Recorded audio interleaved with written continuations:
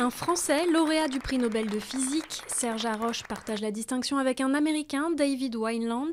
Les deux chercheurs sont récompensés pour leurs travaux d'optique quantique qui ont ouvert la voie à la construction d'ordinateurs surpuissants et d'horloges extrêmement précises. Retour à la semaine de 4 jours et demi, des journées plus courtes et des devoirs faits à l'école dès la rentrée prochaine. C'est ce qu'a annoncé François Hollande à la Sorbonne lors de la remise du rapport sur la refondation de l'école. Un projet de loi regroupant ses propositions sur les rythmes scolaires doit être présenté d'ici la fin de l'année.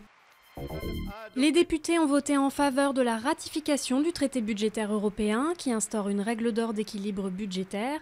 Ce texte oblige notamment les États à ne pas dépasser un déficit structurel de 0,5% du PIB. Il sera examiné à partir de mercredi par les sénateurs. Angela Merkel a été accueillie par des huées et des croix gammées à Athènes, où 25 000 manifestants défilaient contre l'austérité imposée par les créanciers du pays, dont l'Union européenne. En état de siège, la capitale grecque a mobilisé 6 000 policiers pour la visite de la chancelière allemande, la première depuis le début de la crise.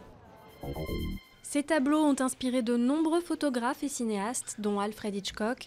Le Grand Palais présente une rétrospective des œuvres d'Edward Hopper, qui avait étudié la peinture à Paris. Certaines sont devenues de véritables icônes, comme ce bar avec ses oiseaux de nuit ou cette station-service typiquement américaine.